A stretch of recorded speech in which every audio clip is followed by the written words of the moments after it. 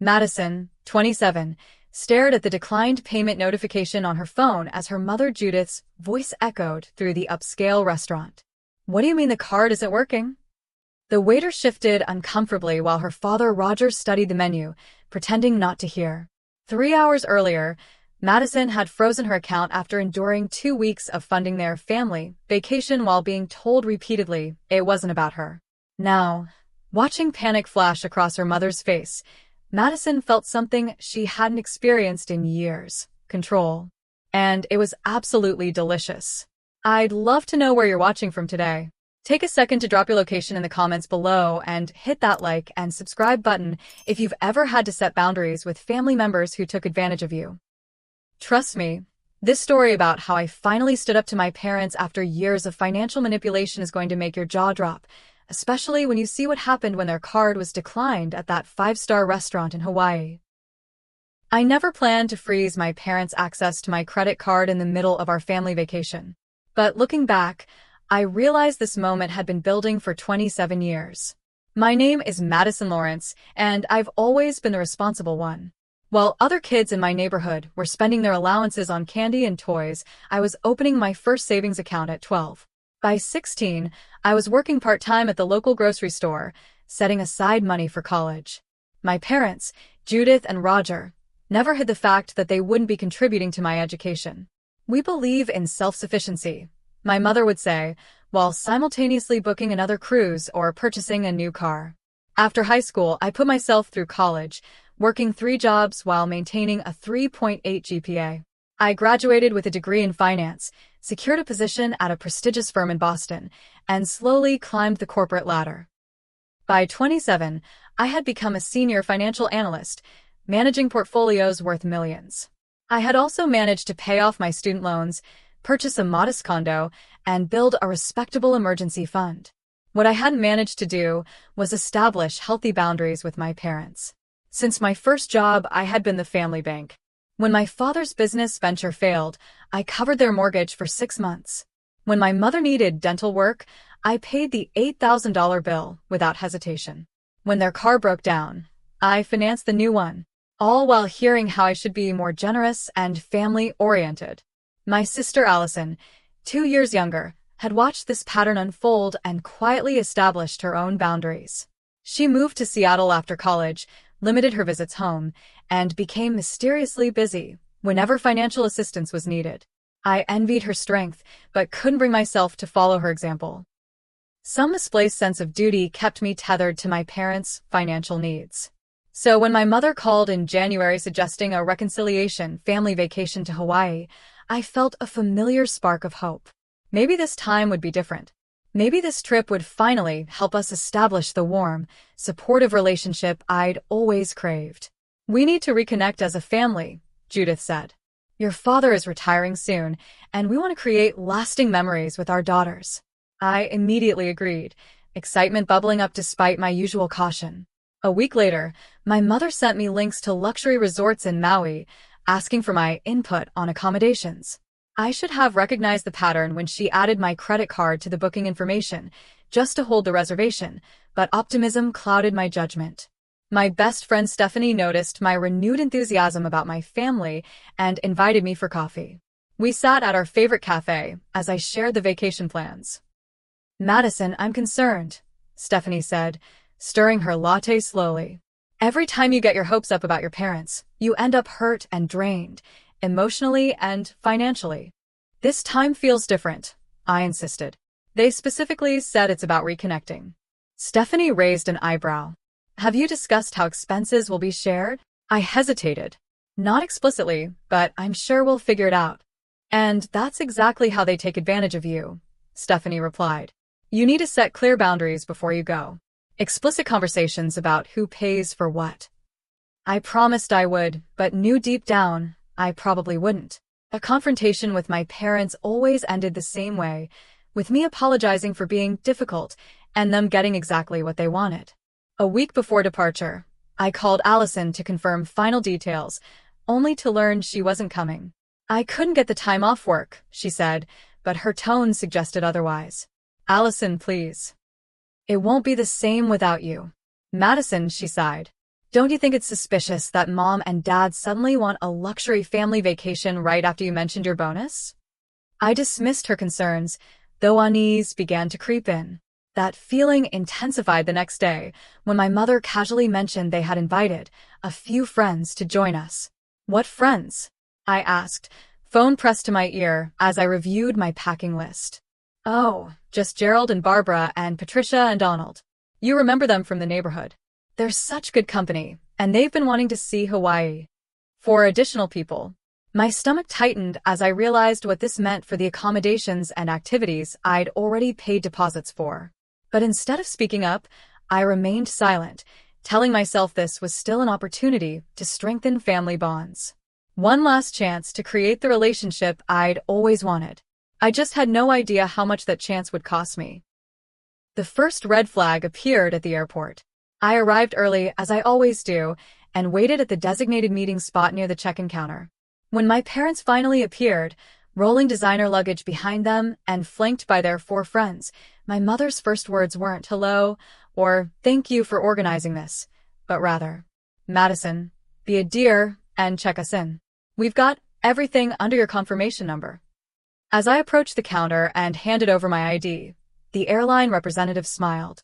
Ah yes, Ms. Lawrence. I see you're traveling with a party of 7 today. Just to confirm, you're in seat 28B, and the rest of your party is in first class, seats 2A through 2F. I blinked. There must be a mistake. We should all be in the same class. The representative checked again. The reservation shows 1 economy ticket and 6 first-class tickets. The first-class tickets were upgraded 2 weeks ago. I glanced back at my parents, who were chatting animatedly with their friends, deliberately avoiding eye contact with me. Swallowing my frustration, I collected my boarding pass and wheeled my carry-on toward the security line. The 6-hour flight gave me plenty of time to stew in economy while my parents and their friends enjoyed champagne and reclining seats. By the time we landed in Maui, I had resolved to have a direct conversation about expectations for the trip. That resolution evaporated at the resort check-in when I discovered another unpleasant surprise. We've got you in a standard garden view room, the receptionist said, and the rest of your party is in our oceanfront suites. The suites, I would later discover, cost triple what my room did. All charged to my credit card, of course. That evening, we gathered for dinner at the resort's upscale restaurant. The sun was setting over the Pacific, painting the sky in brilliant orange and pink hues. Under different circumstances, it would have been breathtaking. Instead, I was calculating how much this meal would cost me as everyone ordered cocktails and appetizers. My mother clinked her glass to get everyone's attention. I want to propose a toast to my wonderful daughter Madison, she announced, causing a momentary flutter of appreciation in my chest. Who has been so successful in her career and is generously treating us all to this magnificent vacation. The table erupted in cheers while I froze, wine glass halfway to my lips. Mom, I said quietly, I didn't agree to pay for everyone. Judith's smile didn't waver, but her eyes hardened. Don't be ridiculous, Madison. You're doing so well financially, and your father and I gave you everything growing up. This is the least you can do to show your appreciation. Gerald, my father's golf buddy, raised his glass higher. To Madison's success and generosity. Everyone drank while I sat there, humiliation burning my cheeks. I tried again later that night, knocking on my parents' suite door, determined to establish some financial boundaries. Mom, Dad, we need to talk about expenses for this trip. My father barely looked up from his phone. What's there to talk about? You've got that big finance job. We're retired. This is how family works. But I didn't budget for 6 additional people. I can't afford to pay for everyone's meals, activities, and accommodations for 2 weeks. My mother emerged from the bathroom in a plush resort robe. Madison, you're making everything about yourself again. This trip isn't about you. It's about family reconnecting. The irony of her statement while standing in a suite I was paying for wasn't lost on me, but years of conditioning had me backing down once again. The next morning, we took a group excursion to a famous snorkeling spot. As everyone boarded the catamaran, I noticed the tour guide checking names off a list. Lawrence party of 7, he confirmed. That'll be $1,190 charged to the card on file. Before I could object, My mother handed him my card from her purse. I didn't even remember giving it to her. During the excursion, everyone posed for photos on the boat. "Madison, take our picture," my mother called, not once suggesting I join the group photo. I became the designated photographer, documenting a vacation I was funding, but not truly part of. That night, I called Allison, desperate for understanding. "They're using you, Maddie," she said bluntly. "It's why I refused to come. Last family trip, they did the same thing to me until I put my foot down. Then they called me selfish and turned to you instead." "Why didn't you warn me?" I asked, fighting back tears. "Would you have believed me? You always want to see the best in them." She was right. Even now, part of me was making excuses for their behavior. The next day brought a shopping excursion to Lahaina. I had planned to buy some small souvenirs, but my budget-conscious plans were derailed when my mother dragged me into a high-end boutique. "Oh, this would look lovely on you, Barbara," Judith exclaimed, holding up a silk scarf priced at $180. Before I could intervene, she had handed it to the cashier along with my credit card. "Mom, "You can't just—" "Don't be petty, Madison," she hissed under her breath. "These are our friends."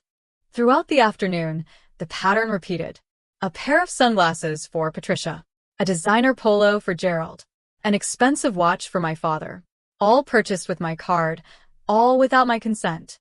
Later, I overheard a conversation that made my blood run cold. I was returning from the restroom at the restaurant when I caught my parents talking with their friends at the table. "Madison owes us this trip," my mother was saying. "Do you know how much we sacrificed to raise her? All those dance lessons and summer camps." My father nodded. "She's just doing her duty as a daughter. In our day, children took care of their parents without complaining. The summer camps she mentioned had been paid for by my grandparents. The dance lessons lasted all of 2 months before they decided it was too expensive. The narrative they had created bore no resemblance to my actual childhood. As I stood there, hidden from view, memories flooded back. My college years working at the campus cafeteria, the local bar, and as a tutor, often getting only 4 hours of sleep. Meanwhile, my parents had taken a Mediterranean cruise, sending me postcards from Barcelona and Rome. The realization hit me like a physical blow. Nothing had changed. They had never seen me as an individual with my own needs and boundaries. I was simply a resource to be exploited. That night, lying in my garden view room with its distant view of the parking lot, I finally acknowledged the truth Allison and Stephanie had been trying to tell me for years. This trip wasn't about reconnecting. It was about using me once again. The next morning, I tried one last time to speak with my father alone, catching him on the resort grounds before everyone else was awake. "Dad, I'm really struggling with how this trip is going. I feel like I'm just here to pay for everything." Roger sighed dramatically. "There you go again, making everything about yourself. This trip is about family, Madison, not your bank account." As he walked away, I realized that in their minds, I wasn't even part of the family they kept referring to. I was merely the funding source. By the end of the first week, I decided to check my credit card statement online. The resort had a business center with free computer access, and I logged in with shaking hands, dreading what I would find. The total made me physically ill. $14,768 already charged, and we were only halfway through the trip. The itemized statement revealed charges I hadn't authorized, spa treatments for my mother and her friends, golf outings for my father and Gerald, a sunset dinner cruise I hadn't even been invited to. Scrolling through the transactions, I discovered my parents had somehow used my card information to book additional excursions for the coming week, a helicopter tour of the island, a private luau, and a deep-sea fishing charter. None of these had been discussed with me. My phone buzzed with a text from my mother. "Meet us for breakfast at the Terrace restaurant. We're discussing today's plans." At breakfast, I arrived determined to establish some financial limits. Everyone was already seated, menus open, mimosas ordered. "Before we order," I said, trying to keep my voice steady, "I need to discuss the budget for the rest of the trip." My mother's smile tightened. "Budget? What an unpleasant topic for breakfast. I've already spent nearly $15,000 on this vacation," I continued. "I can't afford much more." The table fell silent. Patricia and Donald exchanged uncomfortable glances. "Perhaps we should give the family some privacy," Barbara suggested, starting to rise. Nonsense, my mother replied sharply. Madison is just being dramatic. She makes six figures in that fancy finance job of hers. That doesn't mean I have unlimited funds, I protested. I have my mortgage, retirement contributions, and other responsibilities. My father chuckled condescendingly. Listen to her talking about responsibilities. When I was your age, I was supporting a family of 4. The conversation devolved from there, with my parents dismissing my concerns and their friends watching the uncomfortable exchange. By the end of breakfast, nothing had been resolved, and I had been thoroughly humiliated in front of everyone. Once again, I retreated, too conditioned to keep the peace. Later that day, I overheard Patricia talking to Barbara by the pool, not realizing I was around the corner on a lounge chair. Judith and Roger have been so generous, inviting us on these trips, Patricia was saying. Remember Aspen last year? And that cruise to Alaska? I know, Barbara replied. We could never afford vacations like these otherwise. It's wonderful having a friend whose daughter is so successful. My stomach churned as I realized this wasn't the first time my parents had used me to finance vacations for their friends.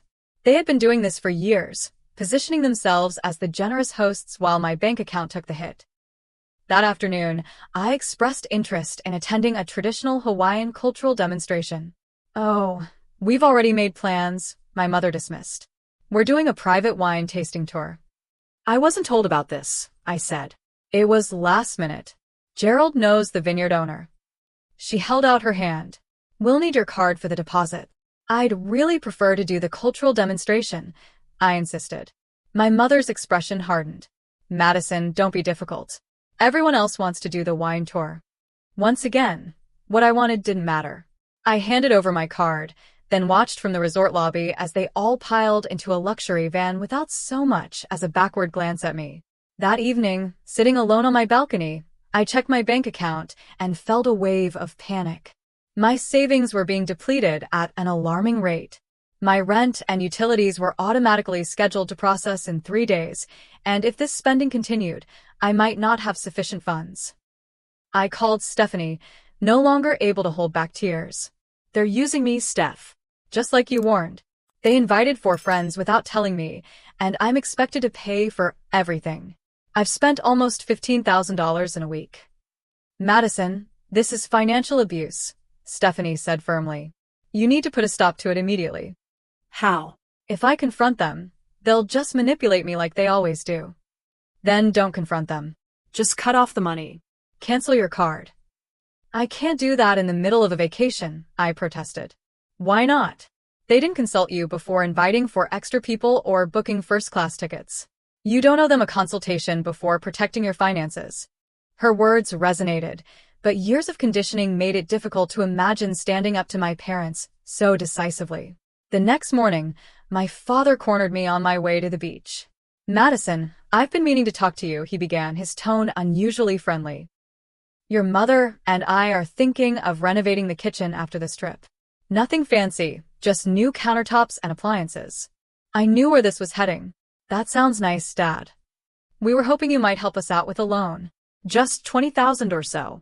You'd be the first one invited for holiday dinners with a new kitchen, he added, as if that were adequate compensation. I'll have to check my finances, I replied noncommittally. He frowned. You know, sometimes I wonder if that finance job is good for you. You've become very calculating about money. Not very family-oriented. The irony of him criticizing me while asking for a loan was staggering, but I had learned that pointing out such contradictions only led to more gaslighting. Later that day, I found an unexpected ally. Thomas, the hotel manager, noticed me sitting alone in the lobby, visibly upset after another tense interaction with my mother. Is everything all right, Ms. Lawrence? He asked, sitting beside me. Something about his kind, professional demeanor broke through my facade. Not really. I'm having some family issues. Thomas nodded knowingly. Family dynamics can be complicated, especially on vacation when everyone's together 24/7. Have you seen this before? I asked. More often than you might think, he admitted. We see all kinds of family situations here, including ones where one family member seems to be covering all expenses without receiving much appreciation. His observation was so accurate that fresh tears welled in my eyes. Whatever you decide to do, Thomas said quietly. Remember that the resort can arrange alternate accommodations or travel plans discreetly if needed. His words planted a seed in my mind. For the first time, I began to consider an exit strategy. The breaking point came the next morning. My mother appeared at my door at 7 a.m., already dressed for the day. Madison, I've booked the girls for a spa day, she announced. 4-hour packages for me, Barbara, and Patricia. They have an opening at 9 a.m. I didn't agree to that, I said, still groggy from sleep. Don't be selfish. This trip isn't about you, she snapped, holding out her hand. I need your card. The total is $1,800 plus gratuity. Those words that she had thrown at me repeatedly throughout the trip, this trip isn't about you, finally crystallized everything.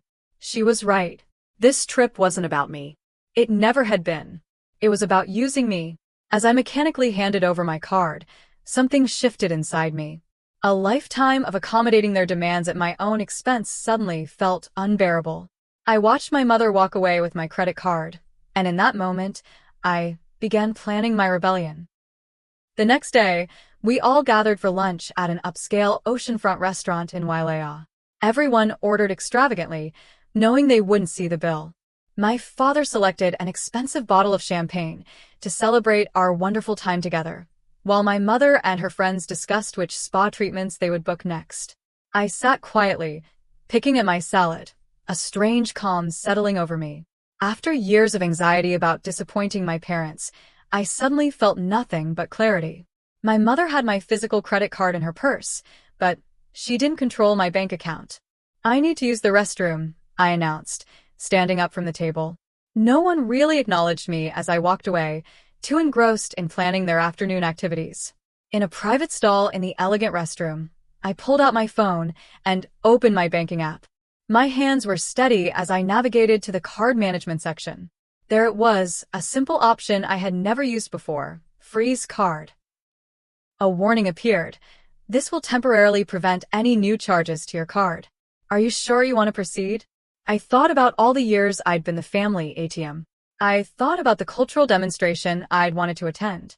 I thought about my dwindling savings account and upcoming rent payment. I thought about my mother's words. This trip isn't about you. I pressed confirm. A notification appeared. Card successfully frozen. No new charges will be processed until you unfreeze your card. I took a deep breath, applied fresh lipstick, and returned to the table with a genuine smile for the first time in days. Everything okay? My father asked, noticing my changed demeanor. Perfect, I replied, taking a sip of water. Everything is exactly as it should be. Lunch continued for another hour. More wine was ordered. Desserts were selected. I participated in the conversation minimally, watching the minutes tick by, knowing what was coming. Finally, my mother signaled for the check. The waiter presented the leather folder discreetly, and she opened it, barely glancing at the total before inserting my credit card. I watched with detached fascination as the waiter returned a few minutes later, his expression uncomfortable. I'm sorry, ma'am, but the card has been declined. My mother's face flushed. That's impossible. Try it again. The waiter nodded apologetically. I already ran it twice. The system is showing the card has been frozen. All eyes turned to me. My mother's expression shifted from embarrassment to fury. Madison, what is the meaning of this? I took another sip of water. The card has been frozen because I didn't authorize these charges. Unfreeze it immediately, she hissed, aware of the nearby tables. No, I said simply. My father intervened, pulling out his own wallet. I'll handle this. No need for a scene. He handed over his card with a pointed glare at me. I said nothing, knowing what would happen next. The waiter returned yet again, his discomfort now palpable. I'm sorry, sir. This card is showing as over the limit. A shocked silence fell over the table. My parents exchanged panicked glances. Their friends began to shift uncomfortably. We seem to have a problem with the cards, my father announced with forced joviality. Does anyone else have a method of payment? Patricia looked to Donald. Barbara looked to Gerald. No one moved. You all came to a restaurant without bringing any payment methods? I asked innocently. We were told all expenses were being covered, Gerald muttered, not meeting my eyes. My mother turned to me, her voice a venomous whisper. Fix this embarrassment immediately. 7 sets of eyes stared at me expectantly. In that moment, I felt a power I had never experienced before. For once, I held all the cards, or rather, the only functioning one.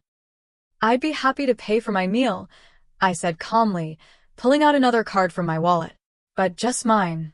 Madison, my mother gasped. You can't be serious. Actually, I am. For the first time in my adult life, I'm being completely serious about my boundaries. What boundaries? My father scoffed. We're family. Family doesn't invite friends on a vacation without consulting everyone. Family doesn't book first-class tickets for some members and economy for others. Family doesn't tell someone this trip isn't about you, while simultaneously using their credit card for every expense. The neighboring tables had grown quiet, diners pretending not to listen while obviously hanging on every word. I have paid nearly $15,000 for this vacation so far, I continued. A vacation where I've been excluded from activities, used as a photographer rather than included in photos, and repeatedly told my feelings don't matter. I'm done. I placed my card on the table. This will cover my meal only. The rest of you will need to figure out your own payment arrangements.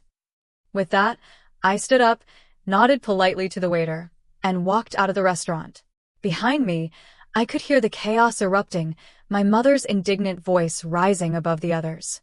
But for the first time in my life, I kept walking, her words no longer having the power to pull me back into their orbit of manipulation.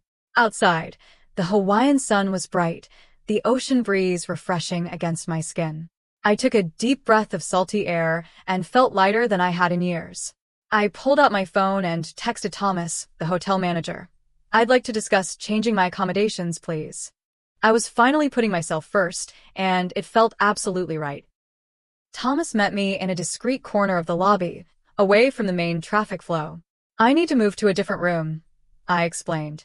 Preferably in a different wing from my current party. He nodded, no judgment in his expression. We have a garden bungalow available. It's actually an upgrade from your current room, but I can offer it to you at the same rate under the circumstances. Within an hour, I was settled in my new accommodation, a charming private bungalow with its own small patio. I had just finished unpacking when my phone began lighting up with notifications. 5 missed calls from my mother. 7 text messages, escalating in urgency and accusation. How could you embarrass us like that? We're stranded at the restaurant. Your behavior is appalling. After everything we've done for you, call me immediately. I silenced my phone and sat on the patio, watching palm trees sway in the breeze.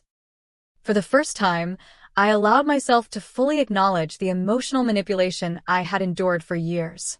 The guilt trips, the gaslighting, the constant moving of goalposts so that I could never quite meet their expectations. My sister Allison called an hour later.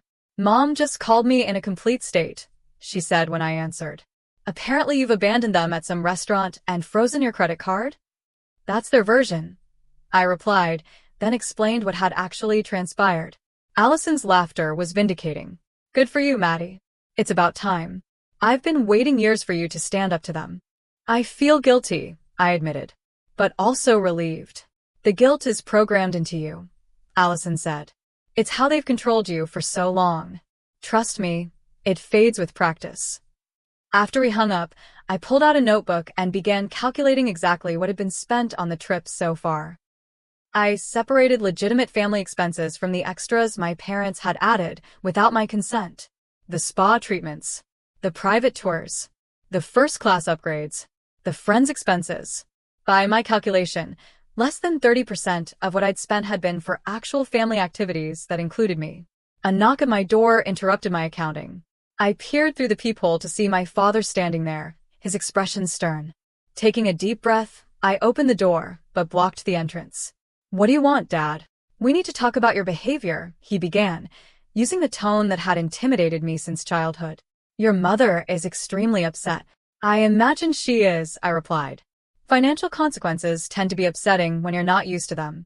His eyes narrowed. This little rebellion needs to end now.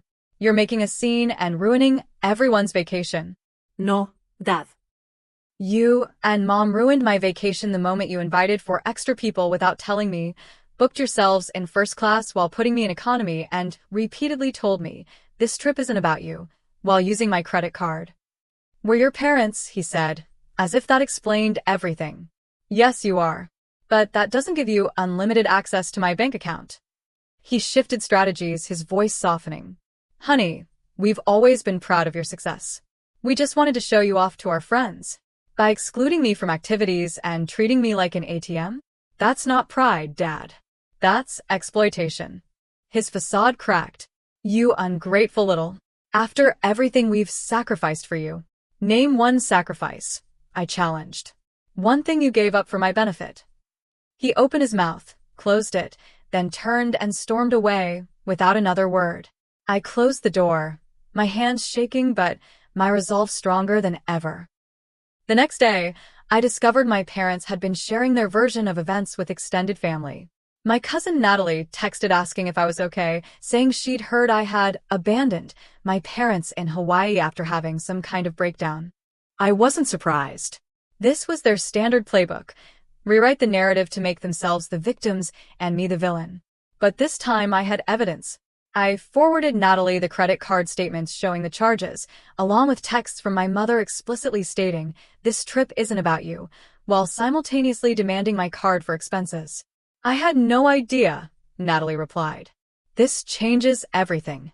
Over the next 2 days, I received messages from other family members who had heard both sides of the story and were offering support. The tide of family opinion was shifting as the truth emerged. Meanwhile, my parents' friends had apparently realized they were caught in the middle of a family conflict they hadn't anticipated. Barbara approached me by the pool, her expression contrite. "Madison, I want to apologize," she began. "We had no idea you were covering all the expenses for this trip. Judith told us you had insisted on treating everyone. Did that seem plausible to you?" I asked. "That I would volunteer to pay for 4 people I barely know to join a family vacation?" She had the grace to look embarrassed. "When you put it that way, no. But Judith can be very convincing." "Yes, she can," I agreed. "She convinced me for years that financial exploitation was the same as family duty." Barbara nodded uncomfortably. "Well, we've decided to check out early. This isn't the vacation we expected." One by one, my parents' friends approached with similar apologies and announcements of early departure. By dinner time, it was clear the extended group was dissolving. The resort's travel concierge, Rachel, helped me rebook my return flight separate from my parents. "We can arrange a direct flight 2 days from now," she offered. "Your original booking had you returning with your parents 4 days later." "The direct flight sounds perfect," I said, relieved to have a concrete exit plan. That evening, my mother made one last attempt at manipulation. She appeared at my bungalow, tears streaming down her perfectly made-up face. "Madison, how could you do this to us?" she sobbed. "We're stranded here with limited funds. The hotel is demanding payment for the suites." I regarded her calmly. "You have credit cards, Mom. I've seen you use them for years." "They're all maxed out," she admitted. "We were counting on this trip being covered. By me, without my knowledge or consent," I clarified. "We're your parents. We raised you." "Yes, you did. And now I'm an adult making my own financial decisions." She switched tactics, her tears drying remarkably quickly. "What will people think when they hear you abandoned your elderly parents in Hawaii? First, you're both in your early 60s and in excellent health. Second, I have the receipts, Mom. Literally. Every charge, every text message where you demanded my card while telling me the trip wasn't about me." She left in a huff, but I knew this wouldn't be the end of it. I spent the next morning carefully considering which expenses I was morally obligated to cover versus which ones were clearly inappropriate. I decided to transfer exactly enough money to cover my parents' basic accommodations for the remainder of their scheduled stay and their economy, not first-class return flights. Nothing for the extra excursions, spa treatments, or their friends' expenses. I sent them an email detailing exactly what I had covered and why, with a clear statement that this would be the last time I provided financial assistance without explicit prior agreement on terms. It was the most businesslike communication I'd ever had with my parents, but it was necessary to establish clear boundaries. Then I did something I had never done before on a vacation. I focused entirely on my own enjoyment. I booked a solo snorkeling trip. I attended the cultural demonstration I had wanted to see. I ordered room service and ate on my patio, watching the sunset without anyone telling me I was being selfish or difficult. For the first time in my adult life, I was putting myself first. And contrary to what my parents had always implied, the world didn't end. In fact, it felt like mine was just beginning. My last 2 days in Hawaii were transformative. Without the constant stress of managing my parents' expectations and demands, I discovered what a vacation should actually feel like: relaxing, enriching, and rejuvenating. I woke early and watched the sunrise from the beach, toes buried in the cool sand. I tried paddleboarding for the first time, laughing as I repeatedly fell into the warm Pacific waters before finally finding my balance. I sampled local cuisine at small restaurants away from the resort, engaging with servers and chefs who shared stories about island traditions. In short, I began creating genuine memories rather than funding fake ones for my parents' social media feeds. On my second-to-last morning, I encountered Barbara at the breakfast buffet. She was alone, looking somewhat lost among the families and couples enjoying their meals. "Madison," she called, waving me over. "Do you have a moment?" I hesitated but decided to join her. If nothing else, I was curious about what she might say. "Gerald and I are leaving this afternoon," she began. "But I wanted to speak with you first." "About what?" I asked cautiously. "About your parents." She sighed, stirring her coffee absently. "This isn't the first time they've done something like this, you know." "What do you mean?" Barbara looked uncomfortable but continued. "They've taken advantage of others before. Last year, they convinced Judith's brother to invest in one of Roger's business schemes. He lost $30,000.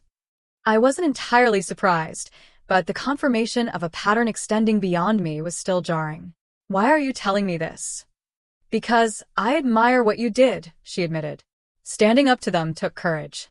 "And maybe Gerald and I enabled their behavior by going along with this trip. For that, I'm truly sorry." Her apologies seemed sincere, and I nodded in acknowledgement. "Thank you for telling me." After breakfast, I checked my email and found something unexpected: a message from my father. The subject lines simply read, "I'm sorry." I opened it with trepidation, expecting another manipulation tactic. Instead, I found what appeared to be genuine remorse. "Madison, I've never been good at admitting when I'm wrong. Your mother would say I'm not good at it because I'm rarely wrong, but we both know that's not true. The truth is, I'm writing to apologize for my behavior, not just on this trip, but for many years. Watching you walk away from that restaurant table made me realize something.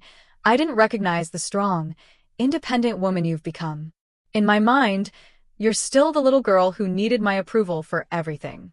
But you're not that little girl anymore, and continuing to treat you as if you are isn't fair to either of us. I won't make excuses for how your mother and I have taken advantage of your generosity.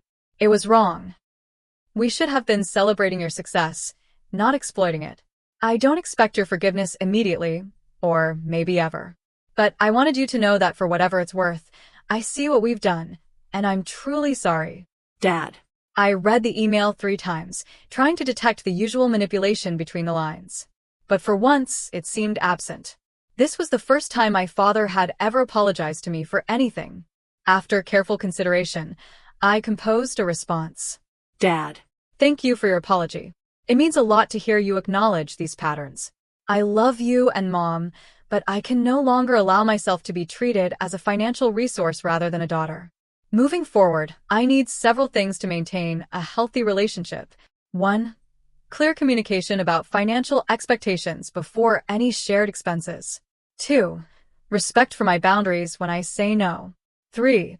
Inclusion in family activities if I'm contributing financially. 4. Recognition that my success doesn't obligate me to fund everyone else's lifestyle. I hope we can build a new relationship based on mutual respect rather than obligation or guilt. I'm willing to try if you are. Madison." I pressed send before I could overthink it, then headed to the beach for my final day in paradise. On my last morning, I treated myself to breakfast on the beach, watching the sunrise cast golden light across the waves. The hotel manager, Thomas, spotted me and came over. "Ms. Lawrence, I hope the new accommodations have been satisfactory." "More than satisfactory," I assured him. "They've been transformative." He smiled knowingly. Family dynamics can be complicated. In my years of hospitality, I've seen many variations of what you experienced. Any advice? I asked. Just this. Family relationships should bring more peace than anxiety. If they consistently do the opposite, something needs to change. He paused. And it's rarely the person who's already doing all the accommodating. His words resonated deeply. I had spent years contorting myself to fit my parents' expectations and demands, never questioning whether those demands were reasonable or healthy. As I prepared to leave for the airport, I caught a glimpse of my parents in the lobby. They were checking out, looking tired and subdued. For a moment, I considered approaching them, offering one last opportunity for reconciliation before we boarded separate flights. But something held me back. Not anger or resentment, but a newfound respect for my own boundaries. We had exchanged emails. I had said what needed to be said. Rushing to smooth things over in person would only reactivate old patterns. So I watched from a distance, then quietly headed to my own transportation, giving us all space to process what had happened. On the flight home, I found myself seated next to a woman who introduced herself as Elaine, a family therapist returning from a conference. "What brought you to Hawaii?" she asked conversationally. I surprised myself by sharing an abbreviated version of what had transpired. Rather than looking shocked, she nodded in recognition. "What you're describing is a common dynamic in families with poor boundaries," she explained. "The emotionally healthiest member often becomes the fixer or the bank because they're the most functional." "So, it's my fault for being functional?" I asked, half joking. "Not at all," Elaine replied seriously. "But recognizing the dynamic is the first step to changing it. You've already taken the hardest step by establishing consequences for boundary violations. Will they ever change?" I asked, the question that had been haunting me. "That's up to them," she said gently. "But whether they change or not, you've already changed. And that's what matters most for your well-being." When my plane landed, Stephanie was waiting at arrivals. I fell into her arms, suddenly overcome with emotion. "You did it," she whispered, hugging me tightly. "You actually did it." "I did," I agreed, surprising myself with a laugh. I froze their access to my money and walked away. "How does it feel?" I considered the question carefully. Like I've been carrying a boulder for years and finally put it down. That night, in my own apartment, I looked around at the space I had created for myself. It wasn't extravagant, but it was mine, paid for with my hard work and determination. For the first time, I fully appreciated what I had built without feeling obligated to share it with people who didn't respect my boundaries. I was no longer just financially independent. I was emotionally independent too. And that was worth more than any family vacation could ever cost. 3 months after Hawaii, I sat in Dr. Martinez's office for my weekly therapy session. The warm, minimalist space had become a sanctuary of sorts, a place where I could untangle the complex web of family dynamics I'd been caught in for decades. "So, Madison," Dr. Martinez began, "how are things with your parents since our last session?" I considered the question carefully. Different. Not perfect, but different. In the weeks following the Hawaii incident, my parents and I had established a cautious new relationship. My father, surprisingly, had been the first to adapt to the new boundaries. He no longer called asking for loans, and had even returned a small portion of the money I'd spent on their Hawaii accommodations. My mother was having a harder time adjusting. She still occasionally tested boundaries with guilt-laden texts or comments about other parents whose children take care of them properly. But now, instead of immediately capitulating, I simply acknowledged her feelings without accepting responsibility for them. "And how does that feel?" Dr. Martinez asked. "Uncomfortable sometimes," I admitted. "But also right. Like I'm finally being authentic in the relationship." After my session, I met Allison for lunch at our favorite cafe. Since Hawaii, we had grown closer, bonding over our shared experiences and supporting each other in maintaining healthy boundaries with our parents. "Dad called me yesterday," Allison mentioned, as we settled into our booth. "He wanted to know if I thought you'd be open to joining them for Thanksgiving." "What did you tell him?" "That he should ask you directly," she said with a smile. "And that he should be prepared to respect whatever answer you give." I nodded appreciatively. He's trying. It's weird, but that disaster in Hawaii might have been the best thing for our relationship long term. Sometimes it takes a complete breakdown to create the possibility of something healthier, Allison observed. I went through my own version 2 years ago, remember? I did remember. Allison had refused to lend our parents money for a kitchen renovation, resulting in weeks of silent treatment and family drama. At the time, I had thought she was being harsh. Now I understood she had simply been protecting necessary boundaries. The following week brought unexpected news at work. I was being promoted to portfolio manager, a position I had been working toward for years. Your performance over the past quarter has been exceptional, my boss Franklin explained. You're showing a confidence in your decision-making that the team has noticed. I thanked him, realizing that the boundaries I had established in my personal life were indeed affecting my professional presence. No longer drained by constant financial and emotional demands, I had more energy to invest in my career and personal growth. That evening, a card arrived in the mail. I recognized my father's handwriting immediately and opened it with curious caution. Inside was a simple birthday wish. My birthday was still 2 weeks away, and a brief note. Madison, I'm proud of the woman you've become, not because of what you can do for others, but because of who you are.